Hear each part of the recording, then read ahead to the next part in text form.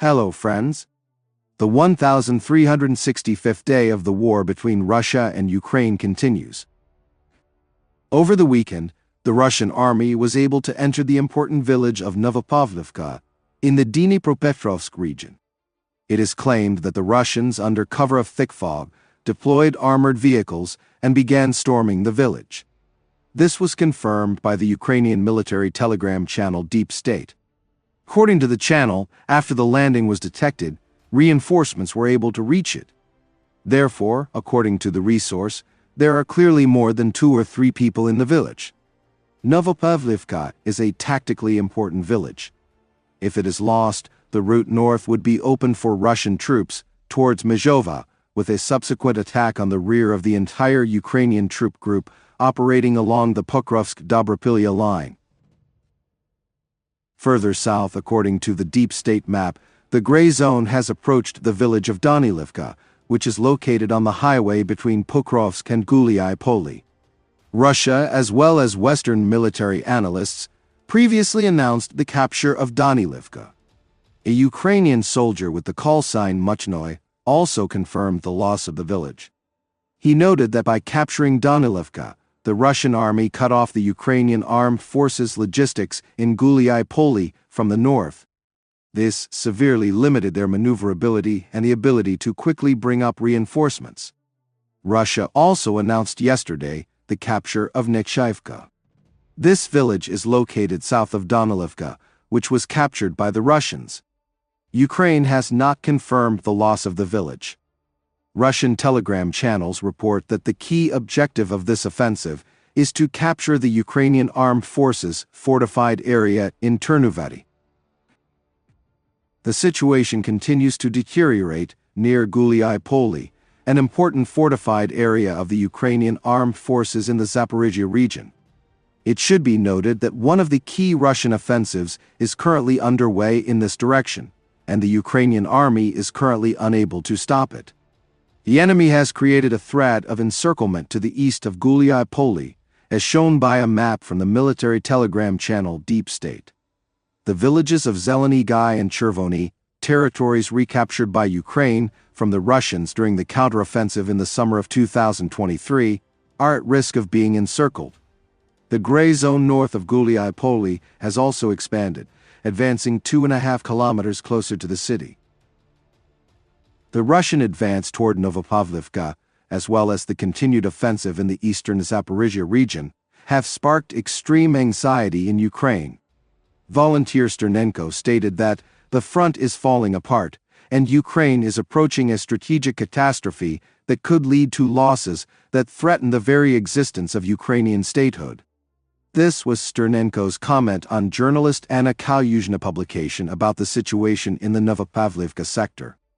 Citing military acquaintances, Kalyuzhna describes how the Ukrainian armed forces' defensive lines collapsed in the Novopavlivka and Guliai-Poli sectors. According to her, after a series of unsuccessful assaults by Ukrainian units, a significant number of personnel were lost, leaving no one left to hold the positions. She confirms that Russian forces were able to penetrate deep into the Ukrainian defenses in this area, including Novopavlivka. The journalist writes that such breakthroughs have become increasingly frequent in recent months. She says that commanders regularly report the critical depletion of brigades and a shortage of personnel due to heavy losses during assaults, which Ukrainian military units are ordered to undertake by command to recapture positions from the Russians. She calls for an end to counter-assaults and a transition to a defensive stance wherever possible.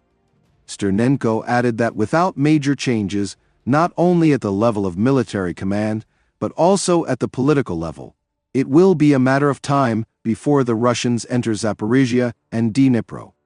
He claims that the Ukrainian defense is crumbling amid a deafening silence surrounding these issues.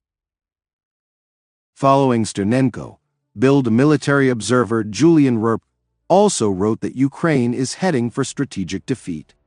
The situation can no longer be hushed up by either the Ukrainian General Staff's PR campaigns or the Kiev government's attempts to downplay or ignore it, he wrote.